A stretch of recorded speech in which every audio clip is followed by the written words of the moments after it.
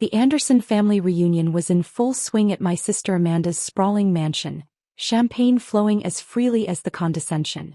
I sat quietly in the corner, watching my relatives compete for who could flaunt their corporate success most impressively. "Another record quarter," Amanda announced, waving her champagne glass. "Sterling Corp is projecting $300 million in revenue this year. The board's already talking about making me CEO." Our mother beamed with pride while our father nodded approvingly. The perfect daughter with her perfect corporate career. Everything they'd always wanted. "And what about you, Olivia?"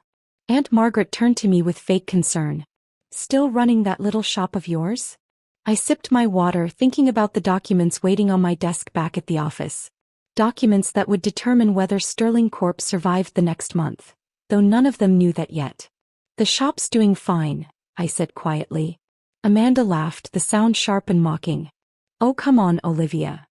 Fine means you're barely scraping by. When are you going to admit that walking away from Sterling was the biggest mistake of your life?" 10 years ago, I'd been on track to follow Amanda's path at Sterling Corporation. Top of my class at business school, fast-tracked for executive leadership.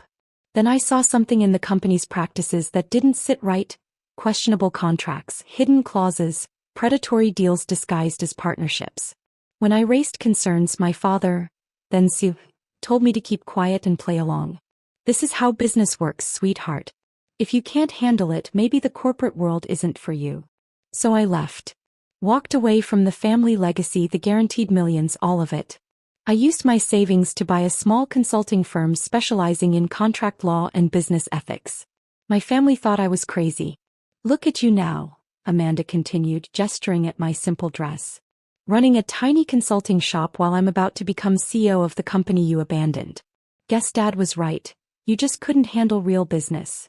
If they only knew that my tiny consulting shop had evolved into Summit Partners, one of the most respected business ethics and contract arbitration firms in the country. That Fortune 500 companies fought for our approval on major deals. That my signature could make or break billion-dollar acquisitions. But they didn't need to know that. Not yet. "I do all right," I said mildly. "All right," my father scoffed. "Your sister just closed a $50 million acquisition deal. What's the biggest contract you've handled this year?" "A few thousand for some local shop." I thought about the Sterling Corp acquisition papers sitting on my desk, waiting for my review. The deal Amanda was so proud of. The one that was supposed to save the company from its mounting debt and ethics violations. The one that would collapse the moment I revealed what my team had uncovered. "Actually," I started, but Amanda cut me off. "Don't bother defending your little business, Olivia. We all know you're just too scared to play in the big leagues. I mean, look at you. No designer clothes, no fancy car, probably still living in that modest apartment downtown." They had no idea that I owned the entire building along with half the block. That my modest apartment was actually the penthouse suite. That my simple dress cost more than Amanda's mortgage payment. "You could have had all this," my mother sighed, looking around at Amanda's mansion. "If only you'd stuck with Sterling like your sister." I stood up, smoothing my dress. "I should go. Early meeting tomorrow." "Oh." Amanda smirked. "Meeting with the local coffee shop about their employee handbook?" "Something like that," I replied, thinking about the emergency board meeting I'd called for Sterling Corp tomorrow morning. The one where I'd reveal exactly who owned controlling interest in the ethics commission they so desperately needed approval from. As I walked to the door, Amanda called out, "You know, if you ever want a real job again, I might be able to find something entry-level at Sterling. Though you'd have to work your way up, of course." I turned back, unable to resist. "How's that $50 million acquisition going? Has the Ethics Commission approved it yet?" Amanda's smile faltered slightly. "Just a formality. Should be approved any day now." I nodded. "We'll see." In my car, I pulled out my phone and called my assistant. "Is everything ready for tomorrow's meeting?"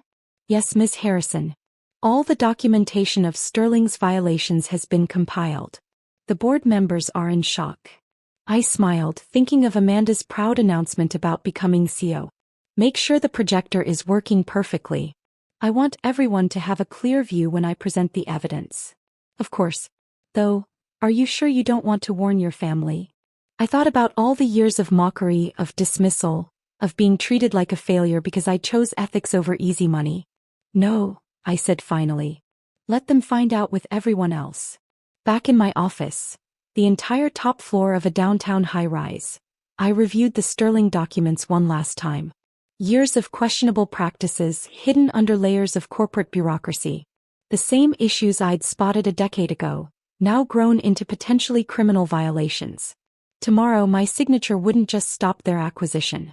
It would trigger a full investigation that would shake Sterling Corp to its foundations. My phone buzzed with a text from Amanda. Thanks for coming tonight, sis. Sorry your little business never took off like Sterling. But hey, at least you tried.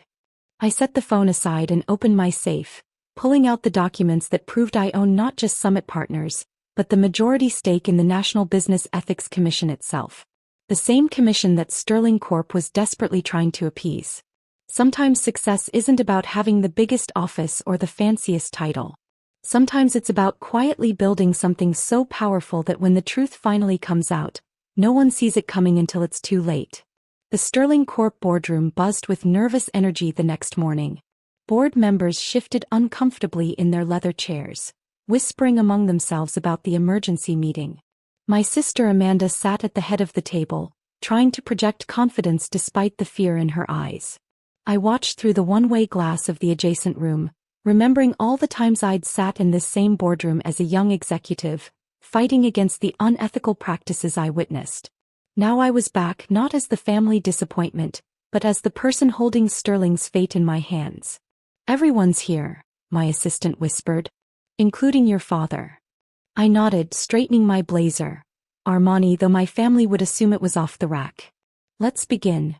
The board members fell silent as I walked in. Amanda's face went from confusion to shock to barely concealed panic. Olivia, what are you doing here? This is a closed board meeting. Ms. Harrison, the chairman corrected her, is here representing Summit Partners and the National Business Ethics Commission. Summit Partners? My father stood up. That's impossible. Olivia runs a small consulting firm. I smiled, setting my briefcase on the table. Summit Partners is my small consulting firm, Dad. We've grown quite a bit in 10 years. But, Amanda sputtered, Summit Partners is the largest business ethics firm in the country. They're the ones who need to approve your $50 million acquisition? I finished for her. Yes, exactly. The color drained from Amanda's face as understanding dawned. I opened my briefcase and began distributing folders to each board member. Let's discuss Sterling Corp's recent practices, shall we? Starting with the hidden clauses in your acquisition contracts. Now wait just a minute, my father interrupted. You can't just come in here and... Actually, I cut him off. As majority stakeholder in the National Business Ethics Commission, I not only have the authority to review Sterling's practices, I have an obligation to do so. The room fell silent. Amanda gripped the edge of the table, her knuckles white. What you'll find in those folders, I continued, is evidence of systematic ethical violations spanning the last decade. The same issues I tried to raise 10 years ago before I was told to keep quiet and play along. I clicked a button, bringing up detailed documentation on the screen. Years of predatory contracts, hidden fees, manipulated data, all meticulously organized and annotated. Your $50 million acquisition? It's built on fraudulent projections. The company you're trying to acquire has been misled about Sterling's financial stability. That's not true, Amanda protested weakly. I advanced to the next slide. Bank records showing artificial inflation of assets. Emails discussing how to hide liabilities. Your own messages, Amanda, directing staff to alter reports. The board members were now flipping frantically through their folders. My father had sunk back into his chair, looking suddenly old. You have two options, I stated clearly. Option 1. Withdraw from the acquisition, replace current management, and submit to complete ethical oversight from my firm. Option 2. I release these findings publicly and let federal regulators take over. Amanda stood up, her voice shaking. You can't do this. We're family. Family. I laughed. Was I family when you mocked my little shop last night? When you offered me an entry-level position at the company I could now destroy? Olivia, my father started, if I had known. Known what? That the daughter you dismissed as a failure now controls the commission you need? That my small consulting firm has the power to shut down Sterling Corp with one phone call. I walked to the window looking out at the city below. You know what the funny thing is? I tried to warn you about these issues years ago, but you were all too busy chasing profits to listen. What do you want? The chairman asked quietly. Compliance, real change, and new leadership. I turned back to face them, starting with immediate resignation of all current executives. Amanda collapsed into her chair. Everything I've worked for will be worth nothing if these findings go public, I finished. Your choice. The next hour was a blur of signatures, legal documents, and shattered corporate dreams. By the time I left the boardroom, Sterling Corp had new interim management, and my sister was no longer in line to be CEO. That evening my phone exploded with messages. My mother, suddenly proud of her successful daughter. Aunt Margaret apologizing for her remarks. Cousins asking about job opportunities at Summit Partners. I ignored them all and poured myself a glass of wine in my penthouse office. The same office they thought I couldn't afford on my small business income. A week later, the business world was buzzing about Sterling Corp's restructuring. Amanda had taken a leave of absence to pursue other opportunities. My father had quietly retired. I received a letter from him attempting to explain, to apologize, to understand how his supposedly unsuccessful daughter had built an empire right under his nose. I never saw it, he wrote. All these years we thought. I wrote back one line, you saw what you wanted to see. 3 months later I was featured in Forbes, the ethics queen of Wall Street. The article detailed how Summit Partners had become the most powerful voice in business ethics, how my signature on a deal was worth more than any bank's approval. The morning it was published, I received a text from Amanda. I understand now why you left Sterling. Why you built something different. I'm sorry I didn't see it sooner. I didn't respond. Instead, I went to my office, my real office, not the small consulting room they thought I worked from, and looked out over the city. Somewhere out there, my family was finally realizing that success doesn't always look like they think it should. The next family reunion was quieter. No one bragged about deals or promotions. Amanda sat in the corner wearing last season's clothes, no longer the corporate star. My father talked about golf instead of business. My mother didn't once mention Sterling Corp. But when a young cousin pulled me aside and whispered that she wanted to start her own business, despite her parents' objections, I smiled and told her a story. Once upon a time, I began, they laughed at my small shop. Until one day their company needed my signature. Sometimes the biggest victories come in the smallest packages. Sometimes the most powerful person in the room isn't the one bragging about their success. And sometimes, just sometimes, the small business owner they dismissed becomes the giant they can't ignore. I kept the folder of Sterling's violations as a reminder. Not of my revenge, but of why I chose this path. Ethics over easy profits. Integrity over family approval. Building something meaningful instead of something merely profitable. My small shop had changed the business world. And I was just getting started.